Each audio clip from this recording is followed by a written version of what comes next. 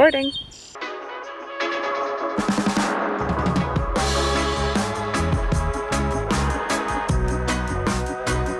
You are watching Our Stories on TikTok, the show that aims to document contemporary Ireland in all of its complexity, depth, beauty and darkness when it comes to it. We hope to represent all the characters, cultures and tribes of the west of Ireland, and Ireland more generally. We're trying to capture images in which we can see ourselves, our past and our future. If that sounds like something you're into, hit the subscribe button there, hey.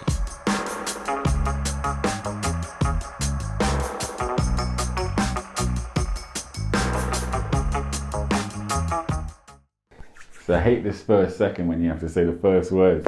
Anyway, I'm here today with Jude Hughes, who is a tailor and an activist and just a very interesting man altogether. And we're here today for the documentary. Jude, my first question is, there's obviously a lot of coverage and news and discussion about the institutions themselves, but I haven't heard many like first-hand accounts of what life was actually like in the... Can you give me any insight into that? Well, as I was saying, I was reared up in these institutions, and back then you wouldn't be thinking as you would in hindsight. And some places I thought they were lovely. I thought, like, as a kid, the only black person, I stood out, of course, and lots of people made a fuss about me and loved petting my hair and how lovely curls you have and all that stuff.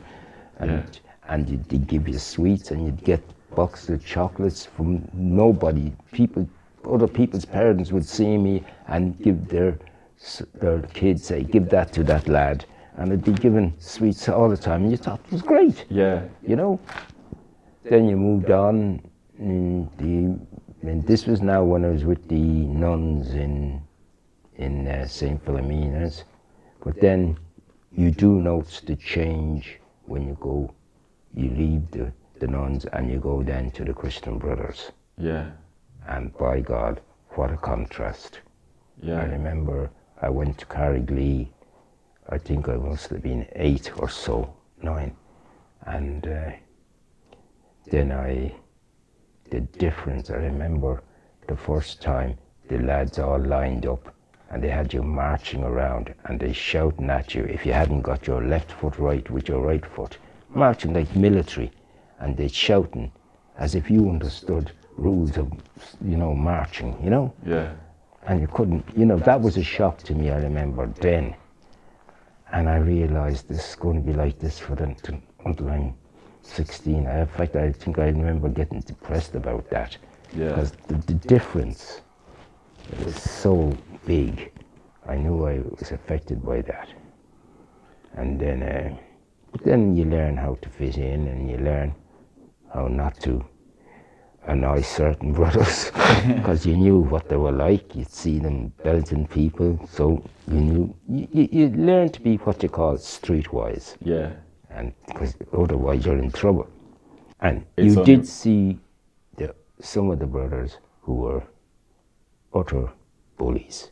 Then you saw others the opposite. I do remember there was a time the group used to go to Crow Park, and once or twice I was left out with that group, pulled out of the line. Oh, you can't come, And I remember one time, it was only half a dozen of us in the yard, the rest were all at Crow Park, and one brother came in and said, "Why are you here?" And he said, "Well, they pulled us out." So when they came back, he had to head off the brother for doing this. And ever since, I was allowed to go with the rest.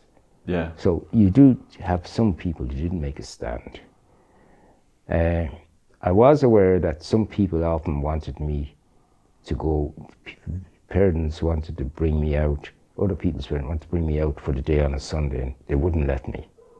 That was a thing some of them had. For some of the Christian Brothers in Carrigley, wouldn't let anybody take me out. And then same with holidays, just nothing happened there.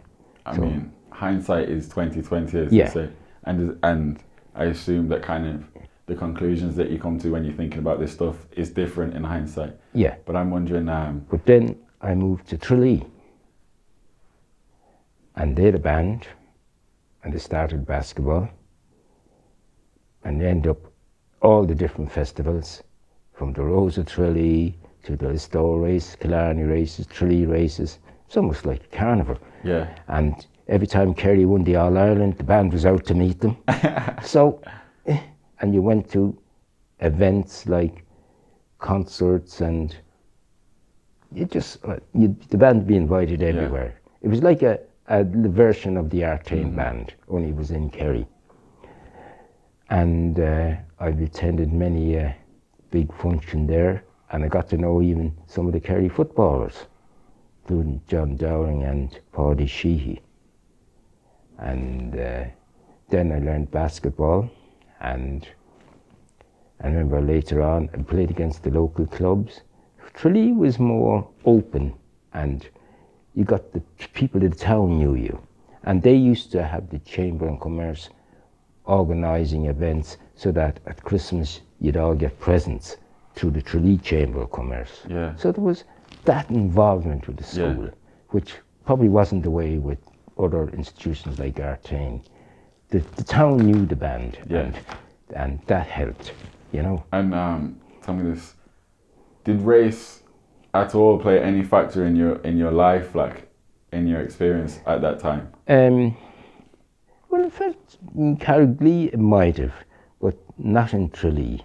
In fact, I remember when I was getting ready to leave, the CYMS was the main place for playing basketball down in Tralee, and there used to be a lad there who was in charge. He says, I hear you might be leaving us soon. You know, usually when you get around 16, oh yeah, I think I heard they're trying to get me back up to Dublin to train. And he said to me, oh God, that's a pity. We could have had you on our Kerry minor team for playing basketball. Yeah. And I was saying to myself, God, wouldn't that look funny, me playing for Kerry in basketball? You know? Yeah. And it could have if I'd stayed in Tralee. The other thing that was lovely about being in Tralee, now, I'm not saying there wasn't any cruelty there, but in my end of it, there was a family who took an interest in me in Tralee, the Shoegrews, and I ended up going for holidays with them, and the odd Sunday I'd go down to, you know, and that was giving me a little insight of what family life was like. Yeah. Which I never had before. So that's why I did like Kerry, because it was a bit more, I was in mixing with the people, and you got to feel what it was like with a family type of setting. Okay. Was it the case that there was a big difference between the different institutions? Now, in hindsight, I found out that everything wasn't exactly the same that way in Tralee. That were certain. Well, actually, there was one or two brothers I had my suspicions about down there. Okay. There was one I had a showdown with, forcing me to eat dinners that you couldn't eat. And I remember he said, you kneel at the back until you eat that dinner. And after about half an hour of this, I just got the plate and went up and threw it at him. Walked out and started playing basketball out in the yard. And everyone was expecting me to be in for it when we come in for 5, 6 o'clock lunch. Then dinner was at 1 o'clock back then, and lunch was around 6, you know. And everyone was expecting me to be in for it. I went, sat in my place, nothing happened. And I think he knew that was the last time he was going to push me around. Yeah. And I knew if he tried it again, I would have thrown plates and everything at him. And he knew it. So I got a lot of respect from a lot of the people because I stood up to him, because he had been pulled up for being a psychopath down the line when they were pulled up for atrocities in the school. He was one of them, and I was glad it was him I did it to. Yeah. Wow. But in regards to your later years then, we'll say, like after the institution. Well, when I left there, I came back up to Dublin, got into it with a kind of handcraft tailor, started with him up in fact, just across the road where I run my business now, Lower Abbey Street. And then I joined the Institute of Tailoring Textiles so that I could improve, you know, because so I did Institute tailoring at night as well as work during the day as an apprentice. And then gradually I went into digs, you know, and this was always a problem when you were from institutions.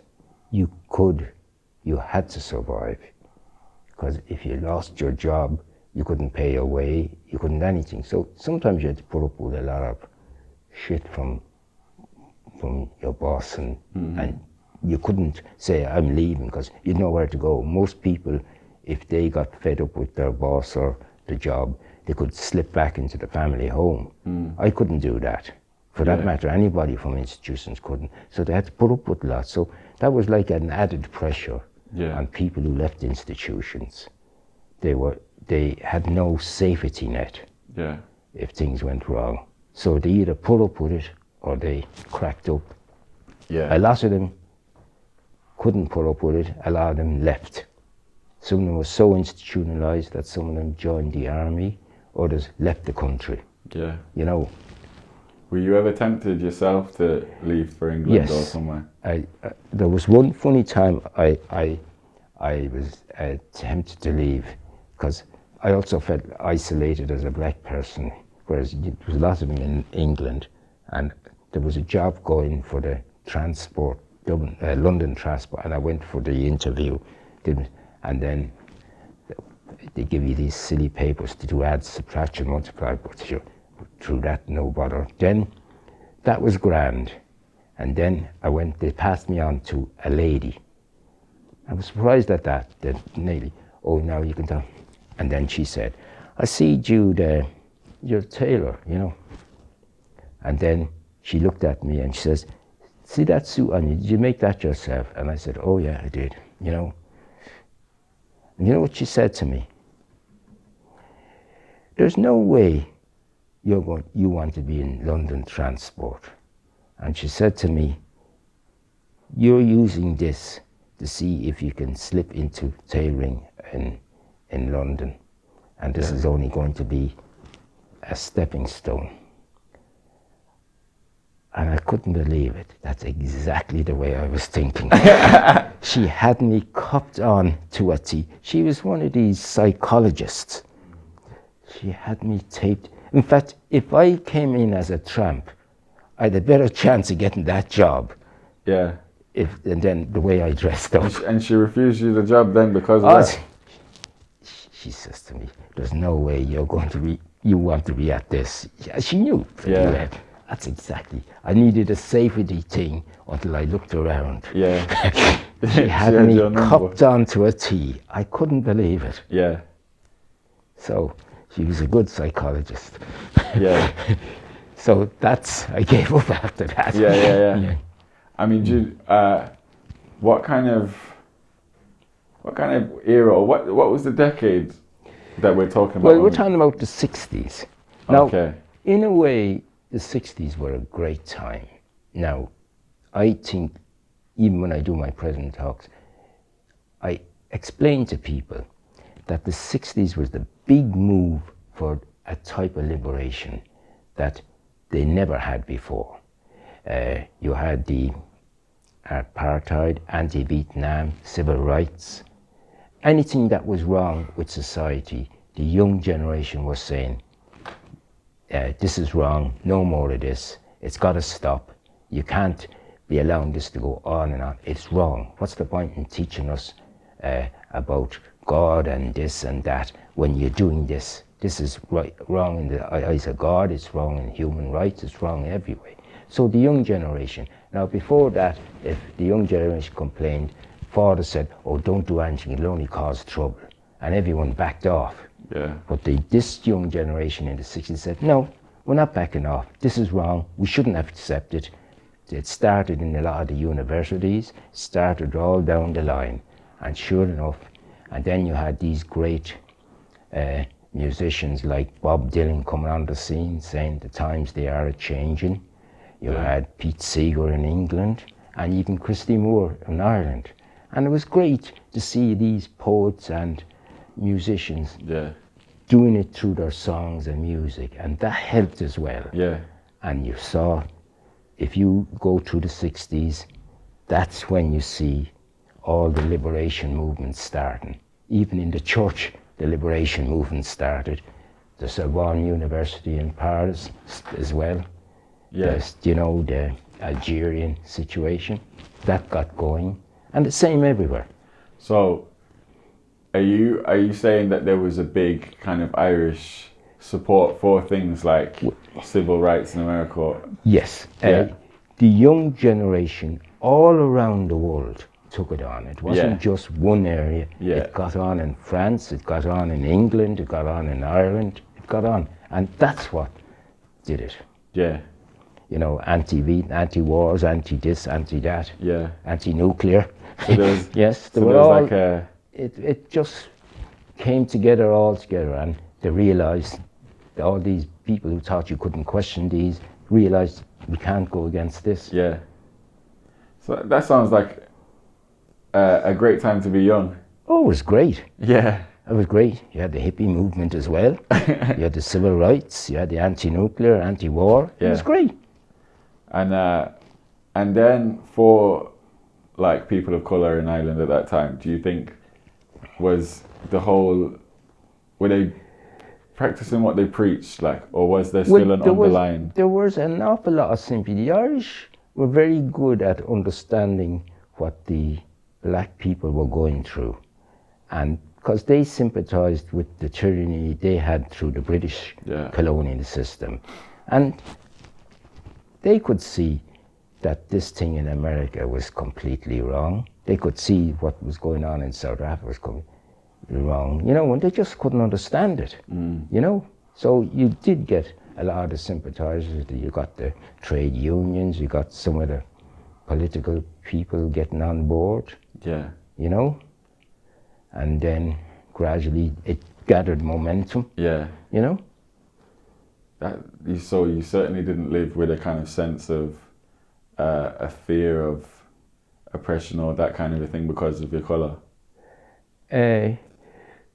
Well, it's one thing standing up for, let's say, international humour. It's one thing when you get involved on your own with another person, like a white person.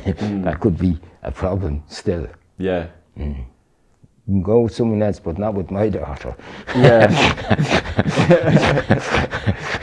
Yeah. And was there a lot of those kind of situations coming? Happening? I found a lot of it was, let's say, I'd be getting on great with a white girl, and then they'd ask me what I am, and I'd say a tailor. They'd lose interest immediately. Now, if I said I was studying medicine, I could have had them one after the other. Now, we knew that. Yeah.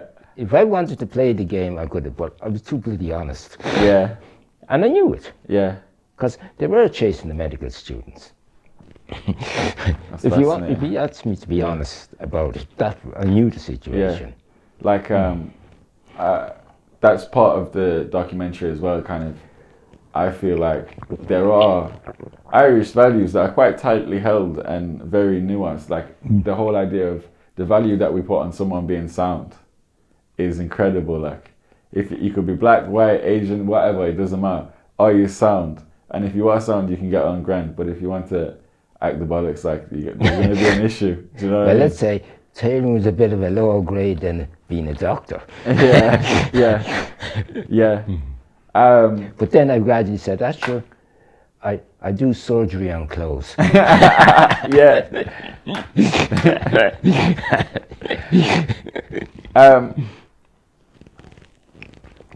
It would be a mistake to assume that you're just a tailor, though. You've done a lot of kind of activism work and been involved in some amazing movements. You get involved and got first involved in the anti-apartheid movement. You know, on principle, I mean, just in principle, it wasn't hard to make a stand against that.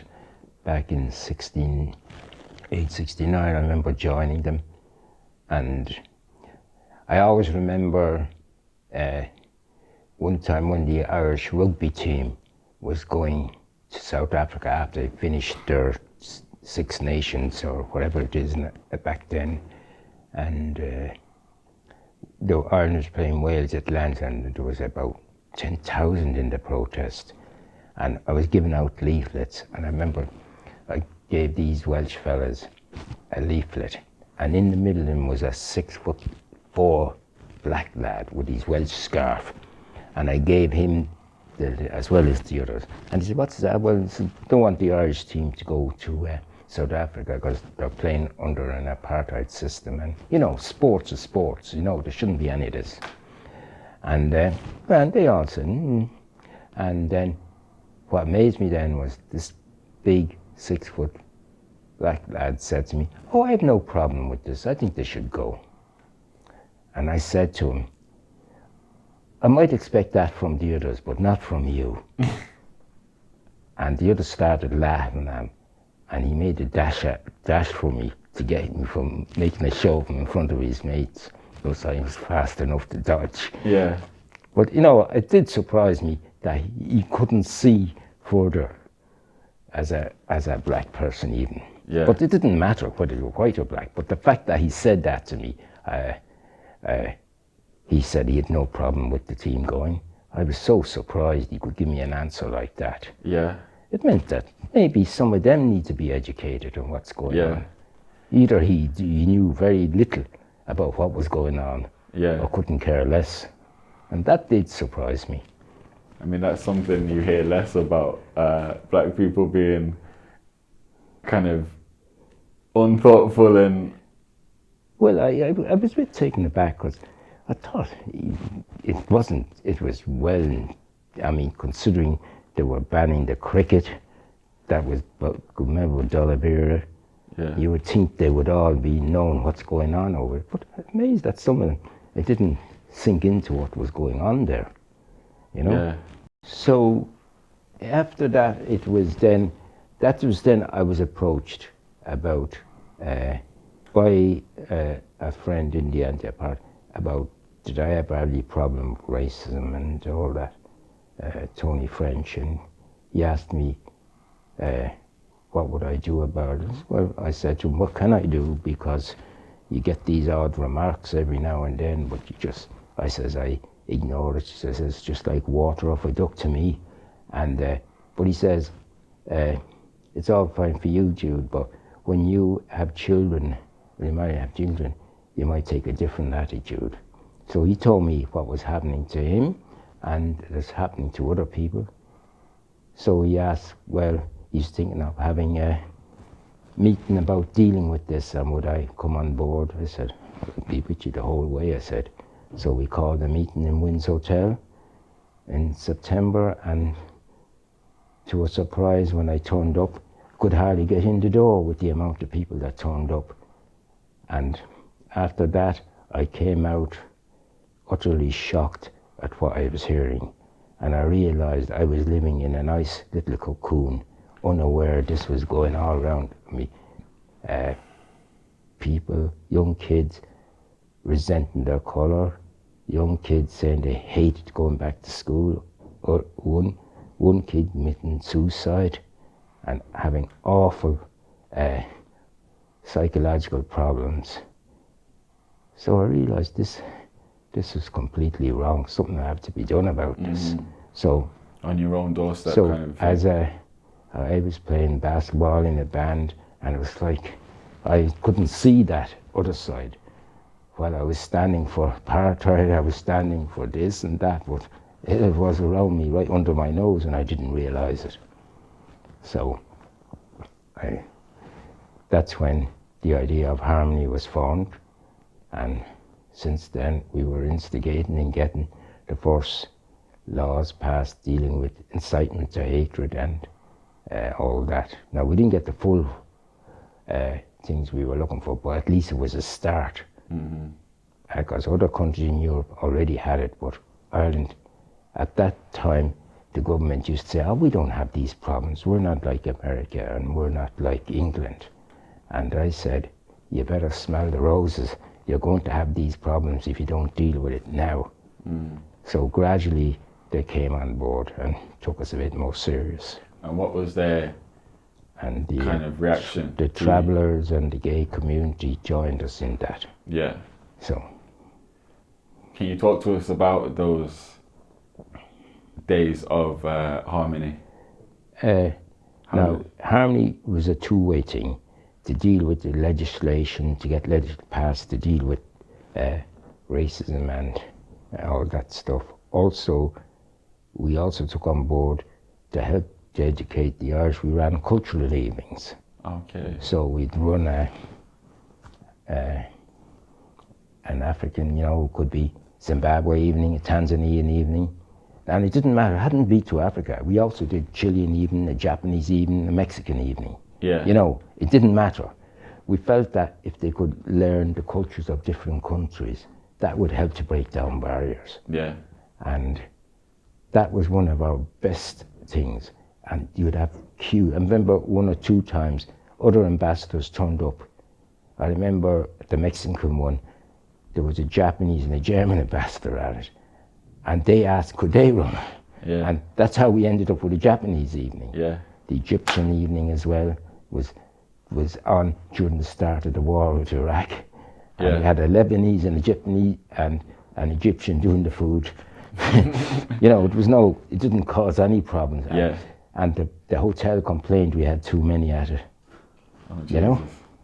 So that was always, because you know yourself, it's all right dealing with racism till it's a pain in the neck. But let them see the other side, because Ireland didn't understand the cultures of countries, which we felt is very important. Yeah. So we had even an Indian evening. You name it. Sure, We've done about 20 or 30 countries like this.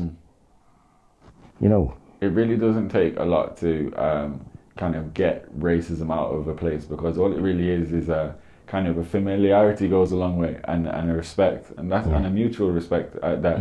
And after that, so you can do a lot of good even in something as simple as an evening like that. Yeah, this was to help to understand the cultures of other countries. That was basically our aim.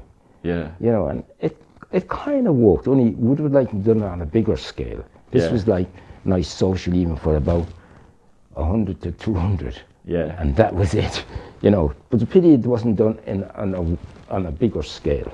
Yeah. It would have been nice. Now, I remember when they used to have the world thing, in Dunleary, there used to be the great cultural events in Dunleary. That was like close to what we were doing, only on a bigger scale.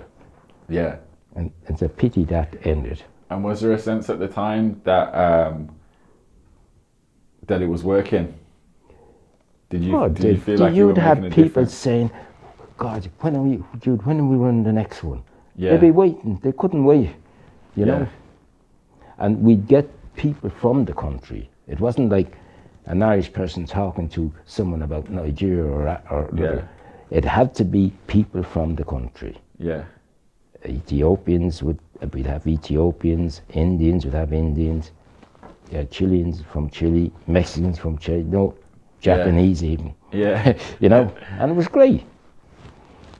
Can you kind of talk to us about the transition from Harmony, and then was the two things linked then with the Association of Mixed Race Irish? Well, unfortunately, Harmony folded up around 2000, not because of the likes of us were on the committee since about 86, Yeah. And we couldn't get other people to take it on. It was beginning to consume us, and we were, by then the asylum seekers were coming in, and it was putting pressure on us because we weren't qualified enough to deal with asylum people as well, because we were only dealing with the race problems, and everyone was assuming that we also dealt with that. And they were getting letters from Europe as if we were in charge of that. So, and it needed full time. Most of us were just part-time helpers, you know. Yeah.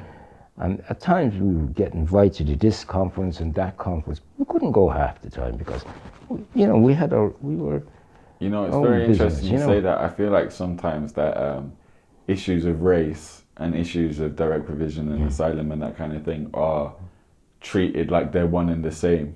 Yeah, they're when different. they're not. Different. No, this opened up a new era with the asylum problems, because this was new for the government here. It was also new to everyone. Yeah. And it's a different type of thing, because now we were having people who were having to come in because of the brutality of their countries, and they had to resettle in another country. And that was a different thing altogether, but we weren't capable of dealing with that, you know? Yeah. So kind of Harmony ended, and then We actually folded up because we needed a break. yeah. And it was getting a bit heavier and heavier because we were the only ones dealing with it. But you had the government who had a Minister for Law and Equality. Now, at the early days in 1990, they brought in a minister dealing with law and equality. Now, so we felt at last we've got something. But then, since then, they consumed the law and equality back into the Department of Justice. Now, we had Mervyn Taylor as the first Minister of Law and Equality, and he was the first and last. So they kind of slipped back and put it in a little corner in their section of the Department of Justice. Whereas, if more, they should have had a Minister of Law and Equality even to this day, and the difference that would have made. Because we made more progress in those first few years, but then we seem to have slipped back into nothing again. Yeah. As you mean the new associate, the present one? Yeah, like the AMRI. Now, back in 2014, I got approached about joining this organisation, Mixed Race. Now, originally the Mixed Race group was people who were in institutions. Okay. Now, at the beginning I was puzzled, and then I said, what? And then when I heard some of the stories, I said, yeah, okay, because some of them had been treated very bad. And literally, compared to me, they had been treated terrible and abused and that. And I was a bit shocked when I heard some of the stories.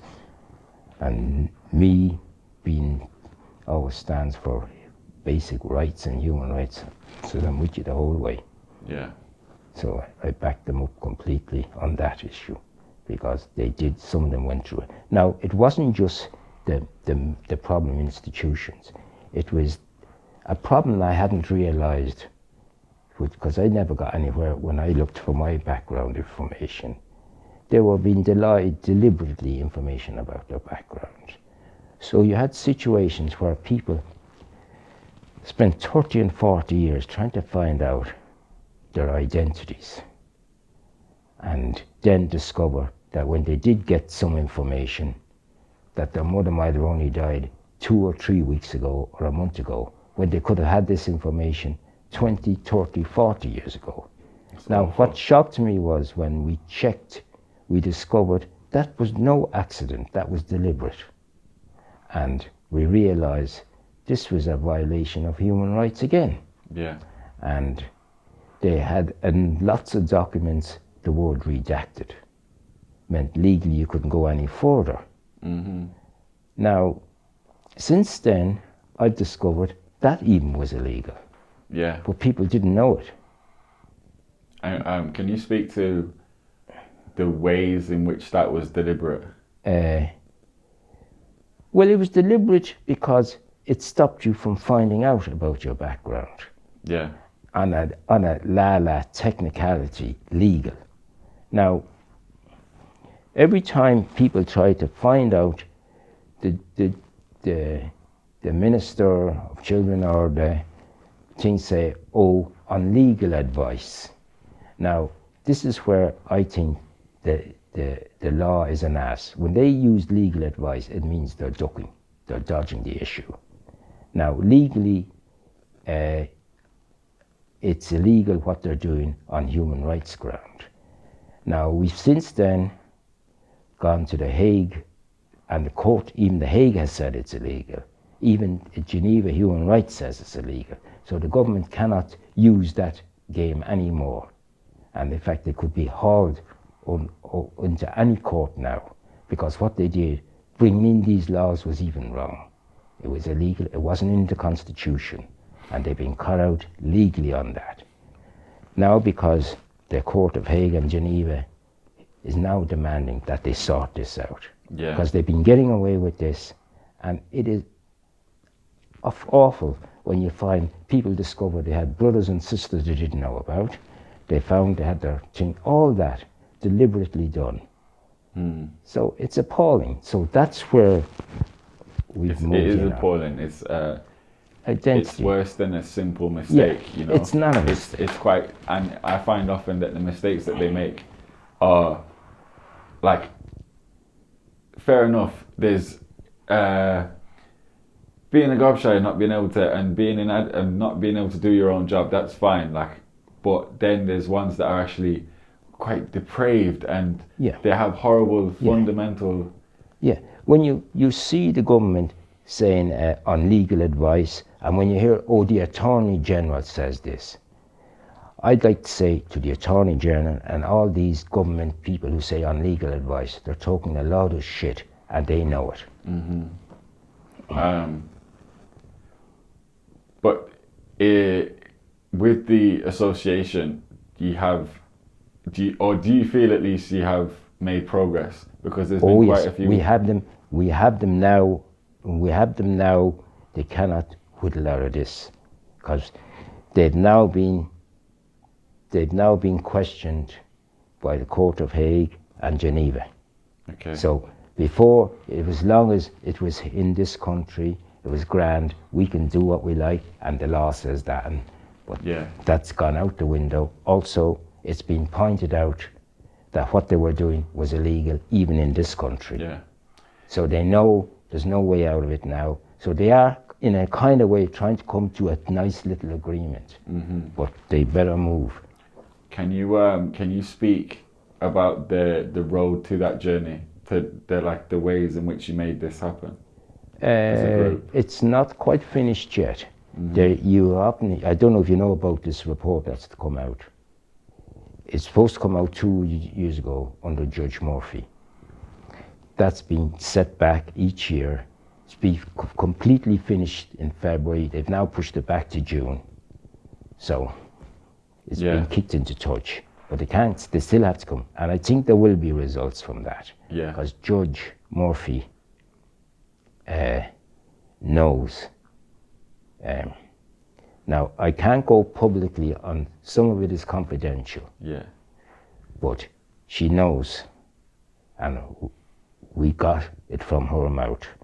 What was going on was illegal. Yeah. Now, to get that from a judge is great. Yeah. I mean, for respect out of you and understanding the situation, we won't get too deep into that. So I'll ask you a bit of a brighter question, a lighter question. You have 2 sons. Yes, I have 2 grandsons, or not grandsons, 2 lovely sons, not grandsons yet. And I'm kind of pretty proud that I've been able to help them through their life, and that they've got so far, have come through without too much hassle. And I'm glad we were able to help them and give them the chances that I never had. Yeah. And when you were raising them, when they were growing up, was there ever any sense of them having any issue because of their race? I think no. They were very lucky that all their friends are with them, and they still have friends from school, and they're great. No problem with fellas or girls. Yeah. And at times some of them had too many girls. I says, I wish I had that problem in my time. Isn't that brilliant? But so do you see a big difference from?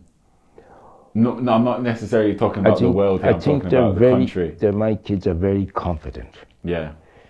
I would have been very resident. You see, you're lucky you heard Oliver. You know. Yeah. You know, yeah. Very go ahead, confident. You know, it's great to see that. Yeah. You know.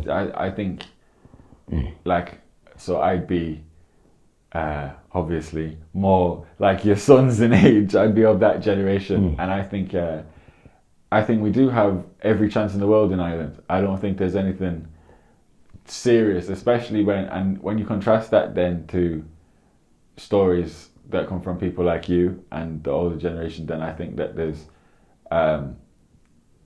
that becomes even a nicer of a thing, you know, because it didn't come out of nowhere. Not to be taken for granted. I'd be very careful. See, my son speak like Irish people and all that. Now, I did hear that you have a lot of these young Africans who have qualified. Yeah. And they send in their CVs, and of course they can see an African name. Yeah. And there might be another guy, white guy, who's with them. Murphy, let's say his name is Murphy. Yeah. He'd get called, but he wouldn't. Do you think? I've actually attended an odd conference where there's loads of them doing menial jobs and they have better qualifications, and some of them aren't even in care to have degrees. That's ridiculous. Yeah. And there's a qualified Dr. Eben Joseph who's done a research on this and pointed this out, the percentage that gets employed with their African names. So do you think that we've got a bit further to go as a country? Yes, there's still a long way to go with that. I mean, if you go trouble of qualifying, and especially you got your degree in Ireland, there shouldn't be any problem. Now, I believe a lot of the international firms are all right with that. They're used to employing different nationalities. But some of the Irish ones are not so. Just very quickly, what would you make of direct provision as an issue? Is that something that you'd be involved in? Oh, yeah. No, I'm not involved, but I'd be in support because it's like dehumanizing beings. I mean, to tell people to sit there, here's 22 euros, try and survive on that for the next 5 years. But you can't work, you can't do this, you can't do that, otherwise enjoy yourself. I mean, and there are intelligent people, some of them have qualifications, can speak 2 or 3 languages, and I can't see why they can't make use of their resources like that. Yeah. And isn't it, but none of them though, they feel in fact the meaning that they're being told, sit around and being handed this when they could do work. Yeah. You know, it's the meaning, and it's an almost a minor version of being institutionalized. Yeah. Then they become like zombies. Yeah, definitely. You know? Like you say, it's an awful system, like, and that's just the beginning and end of it, like. Well, I've seen what it's done to. I'm lucky I'm in this.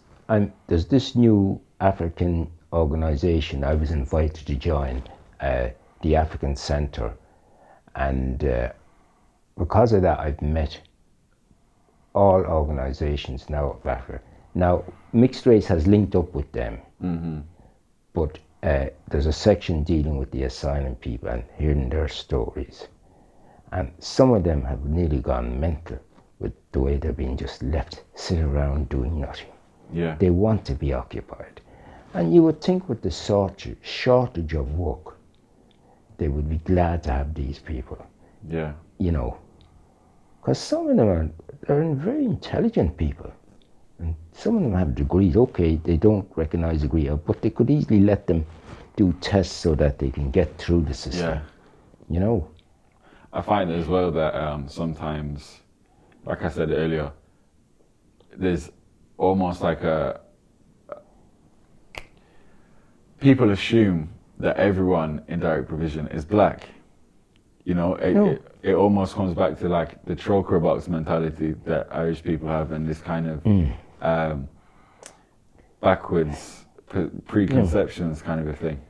Now, to counteract that, I do agree with some of the problems in some of these countries are a result of tyranny in some of the African states. Yeah. And even in other states where the East, maybe, you think of Syria, you think of Iran, you think of Afghanistan, you know, there's still tyranny going on in these places. And it's very simple.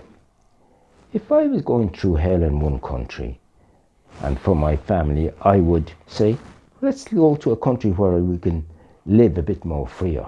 Mm-hmm. That's, anybody would do that for their families. Now, the thing is, when you check some of these countries, you'll find the Western countries are backing some of these tyrants. Yeah. And you cannot understand how they allow these tyrants to take. I always remember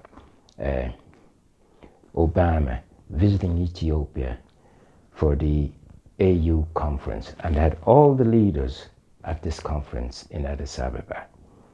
And he gave one of these brilliant speeches that only a black person could give. Yeah. And he says, I'm coming to the end of my 8 years as President of the United States. Now he says, when I come to the end of that, I'll be so delighted to be able to do what I like and be free and all that. Mm-hmm. And he says, I cannot understand who the hell would want to be president for life. And the camera slowly went around these African leaders. Some of them are in power 30, 40 years. Ridiculous. Yeah. Mugabe was one. There's the Cameroon leader. There's a dozen of them who have decided to give themselves the thing of being president for life. Yeah. Now, and they want to know. And Obama said to them, you have lovely young educated people who want to help in your countries, and you won't let them. Yeah. And you wonder why they're all leaving. Yeah. That's the why. And you can never understand the treatment by these tyrant leaders is also the result of this asylum stuff. Mm. And something should be done about that. Yeah.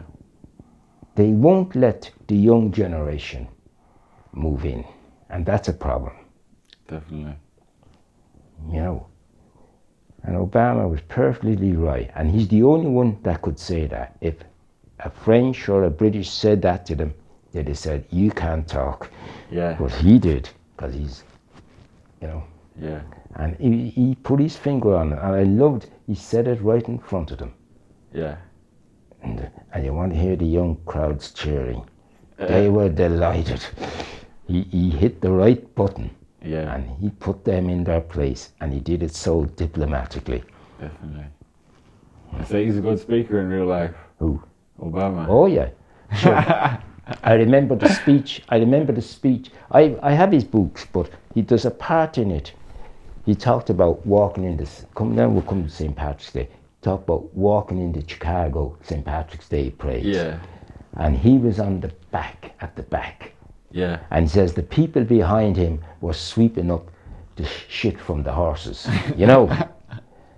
And then he came to the Bank of Ireland to give the speech.